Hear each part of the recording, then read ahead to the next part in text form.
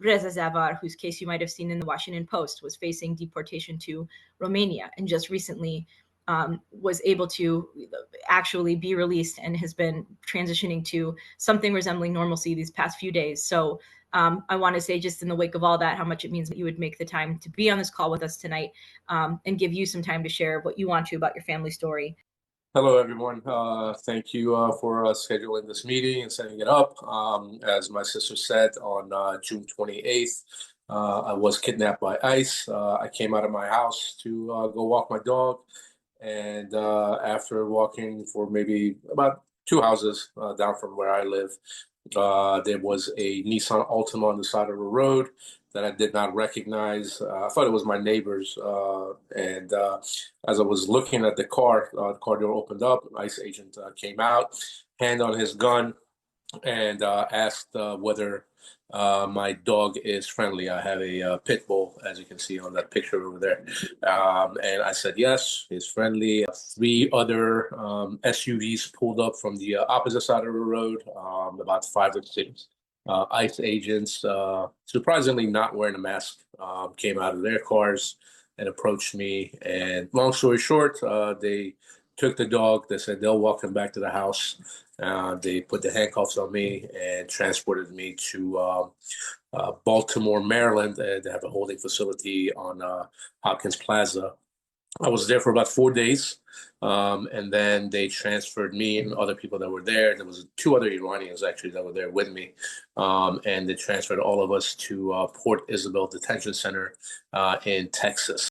And so they took me from Texas to Ohio. I was in a county jail in Ohio for about 3 days. And then from there, they transferred me to Baltimore. I was there for about 5 days. I kept asking them, what are your plans for me? And they kept telling me that, yeah, we've been ordered to keep you in this area because your case is different than everybody else's. The Baltimore holding facility, but it is absolutely horrendous. It is a room that's about 20 yards by 6 yards, all concrete and metal, and everybody would just sleep on the floor with no blankets, nothing, no mattresses, just one bathroom, no shower, a very minimum amount of food to eat. And at any given time, there would be about 30 to 40 people in those rooms. And then, like I said, after that, they transferred me to Louisiana. I was in Louisiana in Wynn Correctional for about 30 days. Horrendous conditions over there.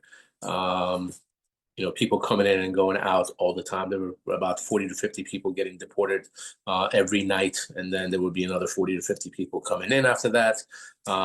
We didn't have hot water for about 2 weeks. Phones kept breaking down. Air conditioning would go out. Noise 24/7. The guards over there, I can only describe them as folks that were able to have a heartbeat and pass a background check. I was fortunate enough to have a great legal team, great support from family, friends, neighbors, and ended up having a habeas corpus hearing a few weeks ago where the government lawyer came in and seemed to be very incompetent, was not able to answer any of the questions that the judge or my lawyer were asking of him. They asked the lawyer, what have you done to, has Romania responded to the deportation request? They said no. Has Australia responded? They said no. What have you been doing since 2007 to deport him? He said, I don't know. So pretty much every question that the judge asked was either a no or I don't know. And so I was fortunate enough and lucky enough that the judge made the right decision to finally order my release. Not this past Monday, but the Monday before. And I was finally released from ICE custody in Louisiana last Friday. And made it back home this past Saturday.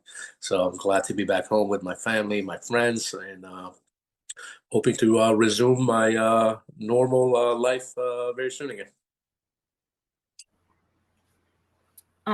Reza, there are no words for what you've had to endure, and it is a cause for great celebration that you could be here tonight with us. I want to thank you for being willing to share your story, to really expose the arbitrary, baseless, just poor nature of this entire this big machine that we're all fighting. So I want to thank you for even making time after everything you've had to go through. And what we're doing here tonight is hoping to help create those supports around you, like how you got to have, and just so relieved to see you here tonight. I really am. We're all praying for your continued recovery from this. Thank you for sharing with us. Thank you.